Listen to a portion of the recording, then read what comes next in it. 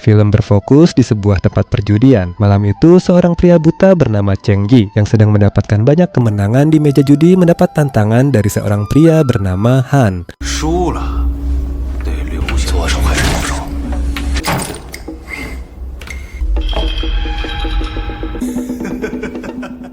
Di sini, Han yang meremehkan Cheng Yi karena buta mencoba menipu Cheng Yi. Namun ternyata Cheng Yi dapat membaca trik licik dari Han dan tidak bisa ditipu. Meskipun sudah ketahuan, Han yang sombong tetap saja menganggap dirinya lah yang menang karena dia adalah bandar. Hingga akhirnya bosnya pun datang dan membentak Han. Sang bos yang bernama Feng meminta maaf kepada Cheng Yi atas kenakalan anak buahnya dan Feng pun mempersilakan untuk main lagi. 把猪狗辈向您赔礼，赢多少我们赌方照。这赌玩够了。 Namun Cheng Yi yang sudah kecewa memilih untuk pergi. Lalu di tengah perjalanan, tiba-tiba dia dihadang beberapa orang. Dan ternyata itu adalah Feng yang tak terima dengan sikap Cheng Yi yang malam itu sudah menang, namun malah langsung pulang. Satu persatu anak buah Feng menyerang, dan tanpa ragu, Cheng Yi pun langsung menghabisi mereka semua. Dan di akhir pertarungan, Cheng Yi pun bertanya pada Feng di manakah Nian. Dan inilah Eye for an Eye. Scene pun flashback ke 1 bulan yang lalu, yang mana siang itu si buta Cheng Yi yang berprofesi sebagai pemburu penjahat sedang melintasi kota untuk menukarkan penjahat yang dia tangkap pada petinggi kota. Lalu di tengah jalan, Cheng Yi yang kelelahan tak sengaja mencium bau aroma Amer. Kemudian ia memutuskan untuk membeli Amer itu pada seorang gadis cantik berusia 19 tahun yang bernama Nian. Namun di sini menjelaskan bahwa Amer ini tidak dijual karena minuman ini akan digunakan untuk merayakan pesta pernikahan Nian. Lalu Nian mencoba mengundang Cheng Yi untuk ikut merayakan pesta pernikahannya serta memberikannya Amer gratis. Dan Cheng Yi pun tidak keberatan dengan hal itu karena dia pun sangat ingin menikmati Amer tersebut.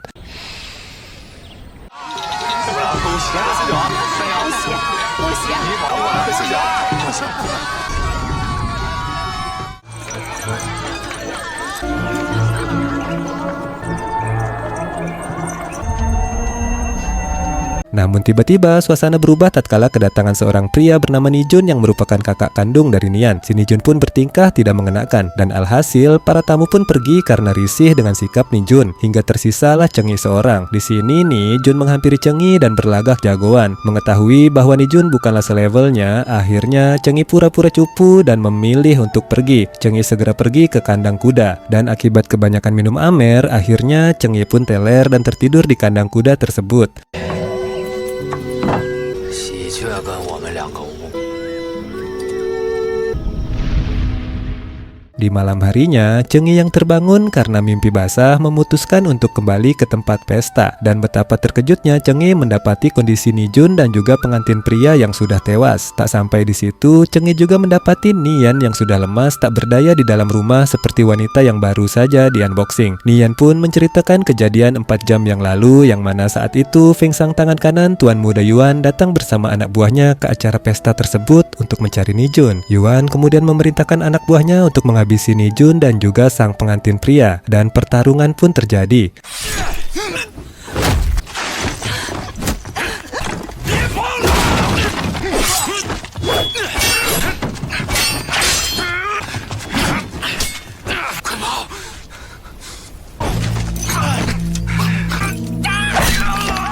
Sementara mereka bertarung, Feng membawa Nian ke dalam rumah untuk diberikan kepada Yuan sang bos. Dan disinilah pintu kesucian Nian pun dibobol oleh Yuan.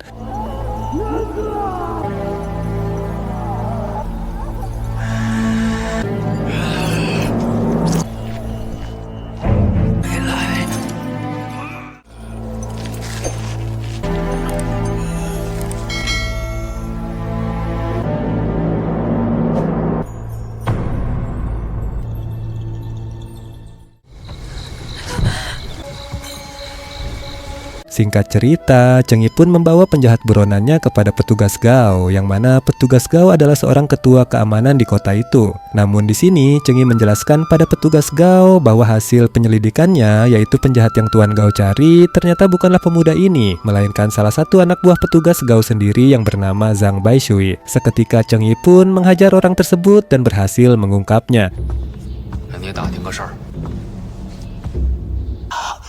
李九照，怎么回事？ Setelah mendapatkan upahnya, Chengyi pun melaporkan bahwa di tempat kediaman Nian ada tindak kejahatan yang terjadi kemarin karena rumah Nian itu adalah wilayah kekuasaan petugas Gao. Akhirnya petugas Gao pun melakukan penyelidikan dan di sini petugas Gao menemukan anak panah yang memiliki tanda kepemilikan dari keluarga Yuan. Lalu petugas Gao pun menyarankan agar Nian memaafkan dan melupakan saja kejadian tersebut demi keselamatan mereka bersama. Namun Nian yang sudah tanggung sakit hati karena kebunnya dibajak paksa oleh lelaki yang bukan suaminya, memilih tetap teguh pada pendiriannya untuk membalas dendam pada para bayawak jantan itu. Petugas Gao yang mengetahui hal itu tahu akan sangat berbahaya bagi nyawa Nian dan juga bagi karirnya sendiri. Akhirnya dengan terpaksa memfitnah Nian dan menjadikannya sebagai seorang tersangka. 就算了吧。你说什么？我只是想要个公，一个没有我给的人。倪军带人来闹事，手刃了你兄长。我说什么？我是不会认的。少小帅，别动！ Di perjalanan menuju pengadilan, tanpa sengaja rombongan petugas Gao bertemu dengan Chengyi. Di sini, Chengyi mengingatkan bahwa yang dilakukan petugas itu salah. Namun karena petugas Gao ngeyel, akhirnya dengan terpaksa Chengyi pun harus menghabisi seluruh pasukan petugas Gao untuk membebaskan Nian, wanita yang sudah berbuat baik kepadanya.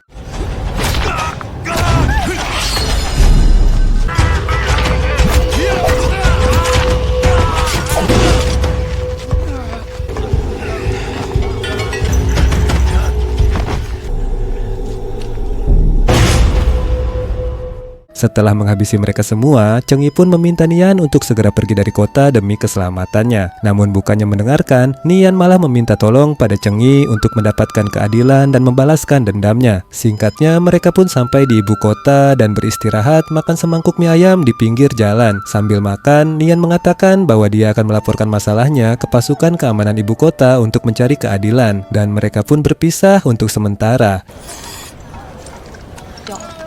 留着喝。牛肉请坐。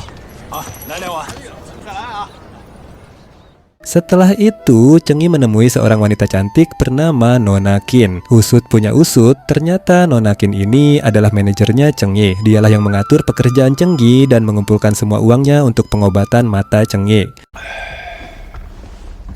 下笔生意啊，已经派人去探路了。想着帮我把马喂了。这里难度不小，你治眼睛的钱就够了。 真能给我眼睛治好吗？干什么？这些年怕不是老了。一会儿走了。 Sesaat sebelum Chengyi berangkat untuk menjalankan misi terakhirnya, tiba-tiba datanglah Sanlang yang ingin berobat pada Nona Qin. Di sini Sanlang bercerita bahwa luka yang didapatnya karena dia berusaha mengamankan seorang wanita yang mengamuk di acara pertunangan Yuan dengan seorang putri jenderal bernama Guo. Chengyi yang mendengar itu pun yakin bahwa wanita yang dimaksud adalah Nian. Dan ketika Sanlang menghina Nian, disinilah Chengyi pun tak tahan dan langsung membelai manja luka di tangan Sanlang.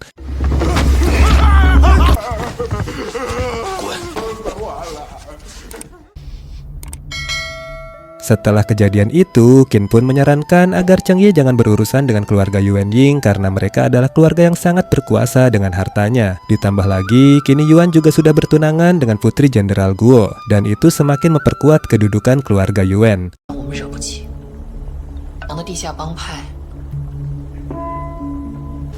倒茶。我不管，你该出发了。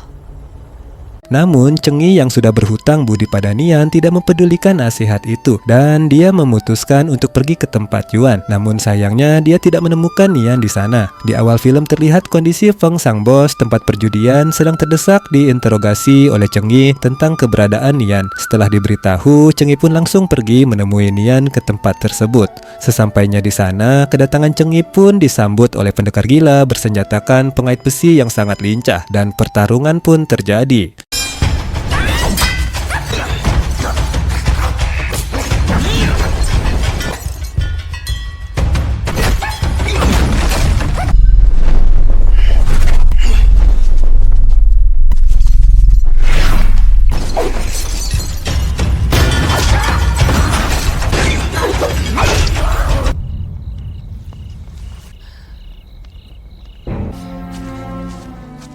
Setelah berhasil mengalahkan pendekar gila itu, Cheng Yi kemudian mencari keberadaan Nian yang ternyata sedang dikurung di kandang ayam. Menyadari kondisi Nian yang terluka, Cheng Yi pun segera membawanya ke rumah Nona Qin untuk diobati. Namun sebelum membawanya, ternyata pendekar gila itu masih belum benar-benar mati. Lalu Cheng Yi pun membantunya agar segera beristirahat dengan tenang.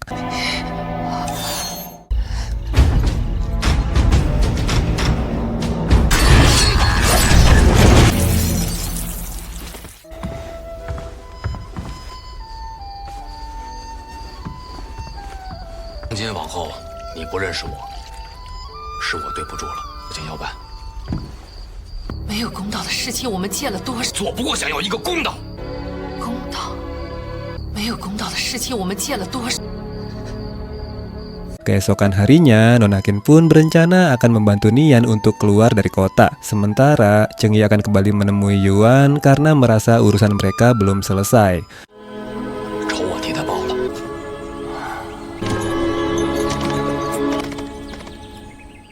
Singkat cerita, Cheng Yi terlihat sedang menyiksa Feng agar mau memberitahu apa yang sebenarnya terjadi. Karena tak tahan, Feng pun akhirnya menjelaskan bahwa awalnya Jenderal Guo meminta liontin mutiara sebagai emas kawin untuk putrinya. Kemudian Yuan pun memerintahkan anak buahnya untuk mencuri liontin itu dari makam raja. Takut rahasia pencurian itu terbongkar, akhirnya Yuan pun memutuskan untuk menghabisi semua anak buahnya yang terlibat dalam aksi pencurian makam itu, termasuk Ni Jun. Setelah mendapatkan jawaban itu, Cheng Yi pun pergi. Namun tak lupa dia mengalungkan senar itu ke lehernya Feng sebagai jebakan.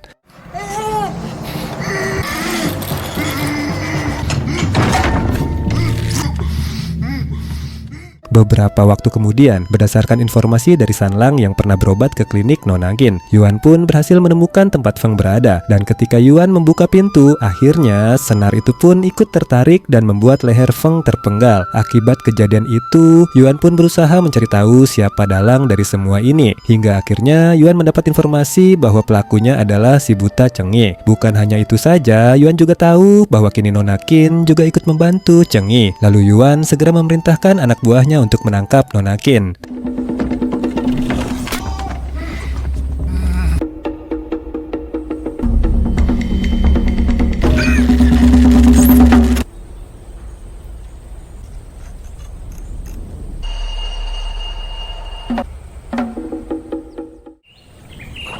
出了驿站，那里有我的人在等你。”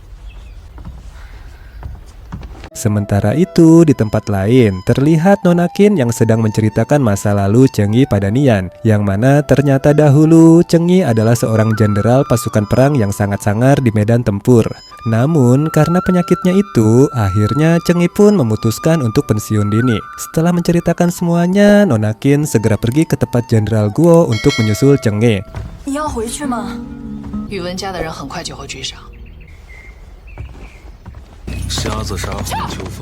Di sisi lain, terlihat Cheng Yi yang datang ke tempat Jenderal Guo karena dia ingin memperingatkan kejahatan Yuan pada Jenderal Guo. Namun bukannya disambut dengan baik. Di sini para anak buah Jenderal Guo malah mempermainkan Cheng Yi, dan akhirnya Cheng Yi pun memberi pelajaran kepada mereka.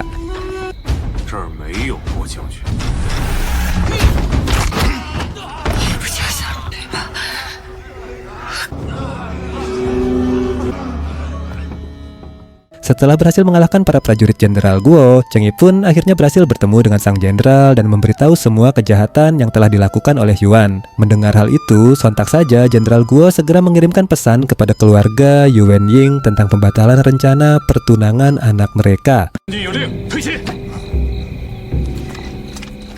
Sementara itu, ternyata Nona Qin berhasil ditangkap oleh Yuan dan disiksa dengan kejam. Karena Nona Qin tidak mau memberitahu keberadaan Cheng Yi, akhirnya Yuan pun membunuh Nona Qin.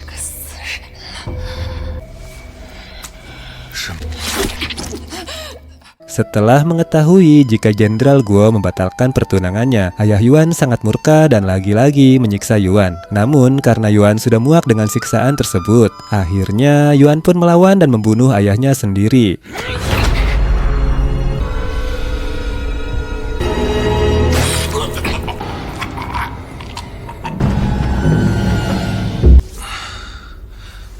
Keesokan harinya, kehebohan pun terjadi tatkala warga mengetahui bahwa Nona Qin yang sudah meninggal dengan puluhan anak panah menempel di tubuhnya. Cheng Yi yang tak terima dengan kejadian itu pun akhirnya langsung pergi untuk membalas dendam. Dan sesampainya di kediaman Yuan, tanpa basa-basi Cheng Yi pun langsung bertempur melawan seluruh anak buah Yuan dengan pedang andalannya.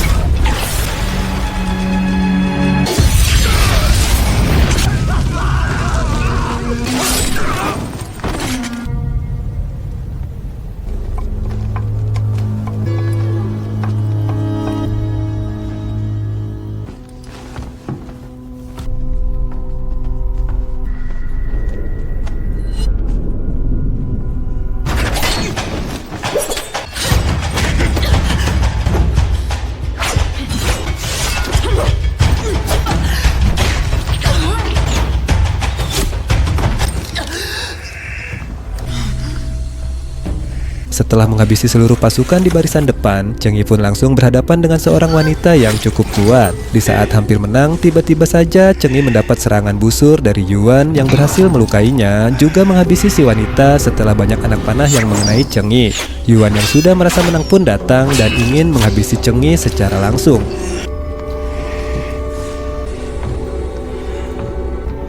小子，我是一定会下地狱。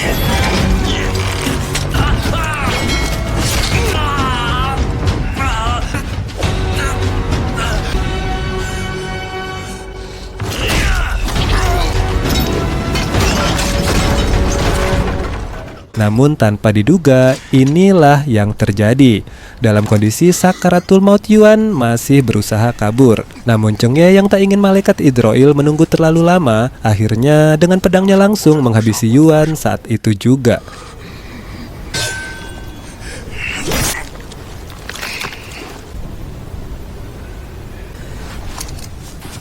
Dan film pun berakhir. Terima kasih sudah menonton. Semoga terhibur.